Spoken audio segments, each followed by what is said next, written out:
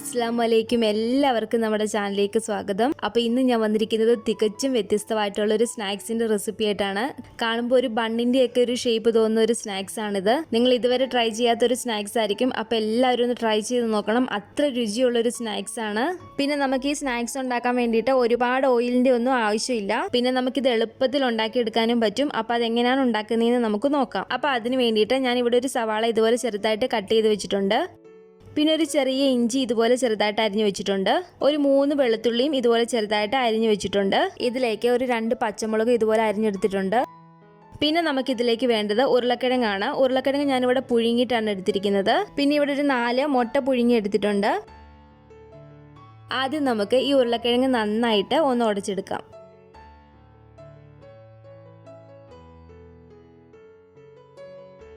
അപ്പോൾ ഞാൻ ഈ ഉരുളക്കിഴങ്ങ് ഇവിടെ നന്നായിട്ട് ഉടച്ചെടുത്തിട്ടുണ്ട്. ഇനി നമുക്കിതിലേക്ക് ഒരു മസാല തയ്യാറാക്കാം. ഞാൻ ഈ പാനിലേക്ക് കുറച്ച് ഓയിൽ ഒഴിച്ചിട്ടുണ്ട്. ഇതിലേക്ക് നമ്മൾ എടുത്തു വച്ചിരിക്കുന്ന ഇഞ്ചിയും വെളുത്തുള്ളിയും പച്ചമുളകും കൂടെ ചേർത്ത് കൊടുക്കാം.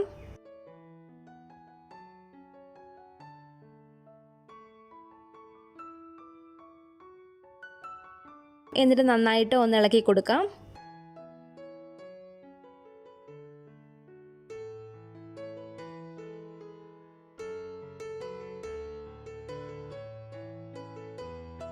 ഇനി ഇതിലേക്ക് നമ്മൾ എടുത്തു വെച്ചിരിക്കുന്ന സവാളയും കൂടെ ചേർത്ത് കൊടുക്കാം.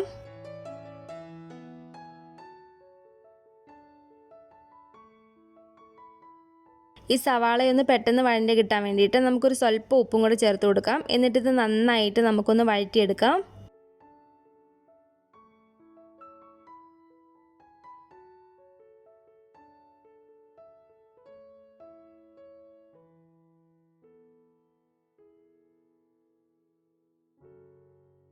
അപ്പോൾ നമ്മുടെ സവാള ഏകദേശം നന്നായിട്ട് വഴണ്ടി വന്നിട്ടുണ്ട്. ഇനി നമുക്കിതിലേക്ക് പൊടികൾ ചേർത്ത് കൊടുക്കാം. ഇതിലേക്ക് ഒരു 1/4 ടീസ്പൂൺ മഞ്ഞൾപ്പൊടി ചേർത്ത് കൊടുക്കാം. 1 ടീസ്പൂൺ മുളക് പൊടി ചേർത്ത് കൊടുക്കാം. ഒരു 1/4 ടീസ്പൂൺ കുരുമുളക് പൊടി ചേർത്ത് കൊടുക്കാം. 1/2 ടീസ്പൂൺ ഗരം മസാലയും കൂടി ചേർത്ത് കൊടുക്കാം. 1/2 ടീസ്പൂൺ മല്ലിപ്പൊടി ചേർത്ത് കൊടുക്കാം. എന്നിട്ട് ഈ പൊടികൾ ചേർത്തിട്ട് നമുക്ക് നന്നായിട്ടൊന്ന് ഇളക്കിയെടുക്കാം. ആ പൊടികളുടെ ഒരു പച്ച സ്മെല്ലൊക്കെ മാറിക്കിട്ടണം.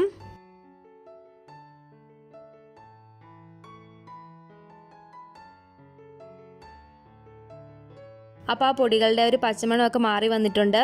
ഇനി ഇതിലേക്ക് നമ്മൾ ഉടച്ചു വെച്ചിരിക്കുന്ന ഉരുളക്കിഴങ്ങ് ചേർത്ത് കൊടുക്കാം. അപ്പോൾ ഈ ഉരുളക്കിഴങ്ങ് കൂടെ ചേർത്തിട്ട് നമുക്ക് നന്നായിട്ടൊന്ന് മിക്സ് ചെയ്തെടുക്കാം.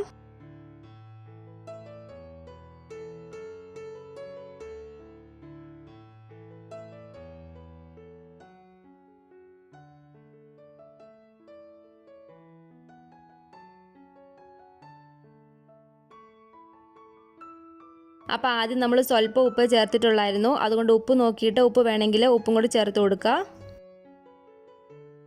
എന്നിട്ട് ഇവ നന്നായിട്ട് നമുക്കൊന്ന് മിക്സ് ചെയ്തെടുക്കാം. ആ ഉരുളക്കിഴങ്ങ് അതിനകത്ത് കിടന്ന് നന്നായിട്ടൊന്ന് ചൂടായിട്ട് വരുന്നിടം വരെ നന്നായിട്ടൊന്ന് ഇളക്കി കൊടുക്കണം. അപ്പോൾ നമ്മുടെ ഈ മസാല ഇവിടെ റെഡി ആയിട്ടുണ്ട്. നമുക്ക് ഫ്ലെയിം ഓഫ് ചെയ്യാം. അപ്പോൾ ഇനി ഇത് നമുക്കൊന്ന് ചൂടാറി വരുന്നിടം വരെ വെയിറ്റ് ചെയ്യാം. പിന്നെ ഞാൻ ഈ പാത്രത്തിലേക്ക് ഒരു 2 ടേബിൾ സ്പൂൺ മൈദ ഇട്ട് കൊടുക്കുകയാണ്. ഈ മൈദ ഒരു സ്വല്പം വെള്ളം കൂടി ചേർത്ത് ഞാൻ നന്നായിട്ടൊന്ന് മിക്സ് ചെയ്തെടുക്കുവാണ്.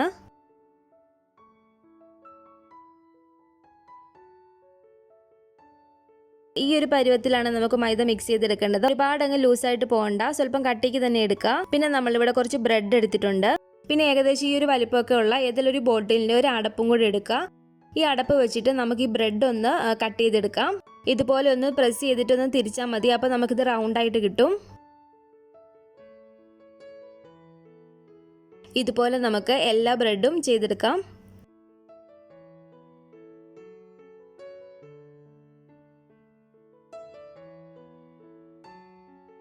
പിന്നെ നമ്മൾ പുഴുങ്ങിയെടുത്തിരിക്കുന്ന മുട്ടയെല്ലാം ഞാൻ ഇതുപോലെ കട്ട് ചെയ്തെടുത്തിട്ടുണ്ട്.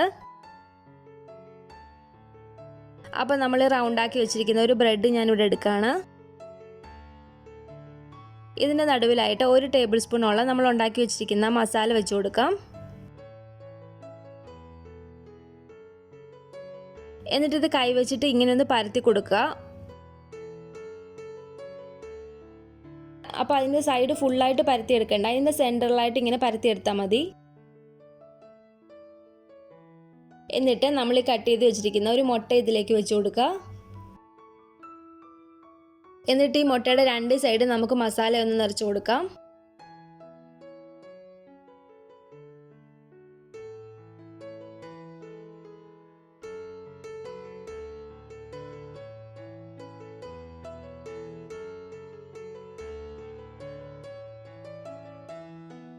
എന്നിട്ട് നമ്മൾ മിക്സ് ചെയ്ത് വെച്ചിരിക്കുന്ന ഈ മൈദ ഇതിൻ്റെ എല്ലാ സൈഡും ഇതുപോലെ ഒന്ന് തൂത്ത് കൊടുക്കുക. അത് വിട്ടു പോരാതിരിക്കാൻ വേണ്ടിയിട്ടാണ് നമ്മൾ ഈ മൈദ തൂത്ത് കൊടുക്കുന്നത്.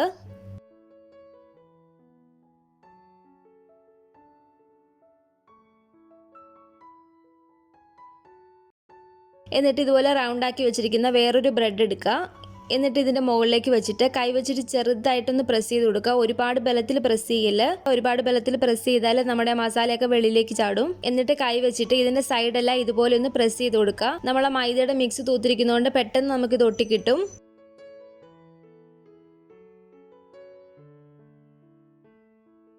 അപ്പോൾ ഇതുപോലെ നമുക്ക് എല്ലാം ചെയ്തെടുക്കാം.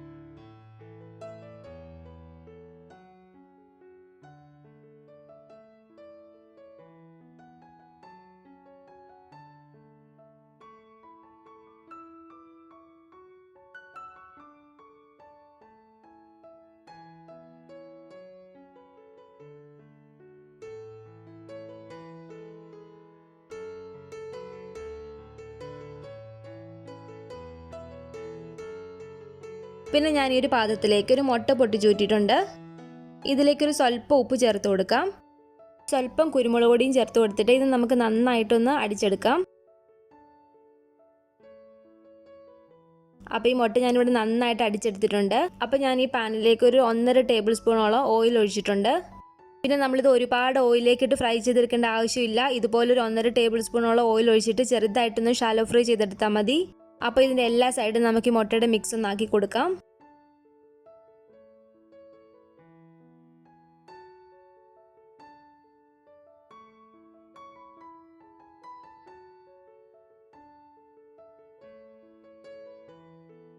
എന്നിട്ട് ഈ പാനിലേക്ക് നമുക്ക് വെച്ച് കൊടുക്കാം.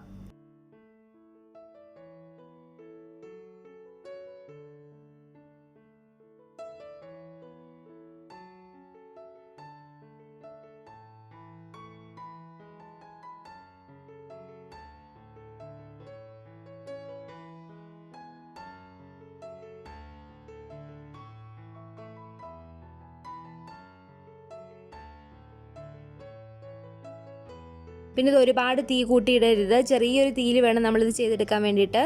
പിന്നെ നമ്മൾ ഇതുപോലെ തിരിച്ചും മറിച്ചൊക്കെ ഇട്ട് കൊടുത്തൊന്ന് ഫ്രൈ ചെയ്തെടുക്കുക.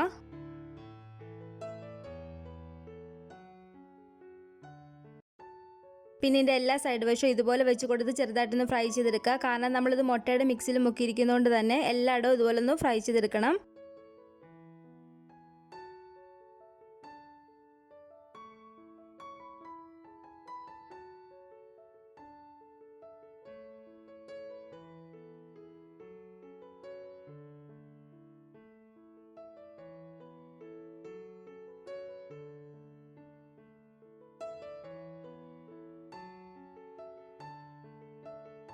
അപ്പോൾ ഇതിവിടെ റെഡി ആയിട്ടുണ്ട്. നമുക്കിതെടുത്ത് മാറ്റിയേക്കാം. ഇതുപോലെ നമുക്കെല്ലാം ചെയ്തെടുക്കാം.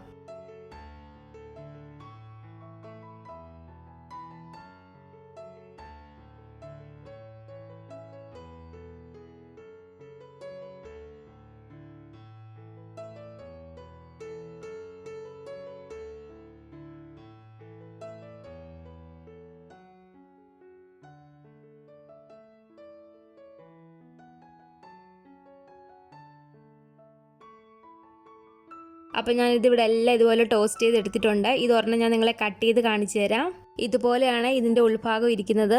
അപ്പോൾ കണ്ടപ്പോൾ തന്നെ നിങ്ങൾക്ക് മനസ്സിലായി കാണും, ഇതൊരു തികച്ചും വെറൈറ്റി ആയിട്ടുള്ള ഒരു സ്നാക്സ് ആണ്. നിങ്ങൾ എല്ലാവരും ട്രൈ ചെയ്ത് നോക്കുക. ട്രൈ ചെയ്തിട്ട് നിങ്ങളുടെ അഭിപ്രായങ്ങൾ അറിയിക്കാൻ മറക്കല്ലേ. പിന്നെ വീഡിയോ ഇഷ്ടപ്പെട്ടെങ്കിൽ ലൈക്ക് ചെയ്യുക, ഷെയർ ചെയ്യുക. പിന്നെ ഈ ചാനൽ ആരെങ്കിലും സബ്സ്ക്രൈബ് ചെയ്യാത്തതുണ്ടെങ്കിൽ താഴെ കാണുന്ന റെഡ് സബ്സ്ക്രൈബ് ബട്ടൺ ഒന്ന് പ്രസ് ചെയ്ത് സപ്പോർട്ട് ചെയ്യണേ. ബെല്ലൈക്കണും കൂടെ ക്ലിക്ക് ചെയ്താൽ ഞാനിടുന്ന എല്ലാ റെസിപ്പികളും നിങ്ങൾക്ക് നോട്ടിഫിക്കേഷനായി കിട്ടുന്നതായിരിക്കും. ഇൻഷാ അല്ലാഹ് വീണ്ടും ഒരു രുചികരമായ വിഭവമായി കാണാം.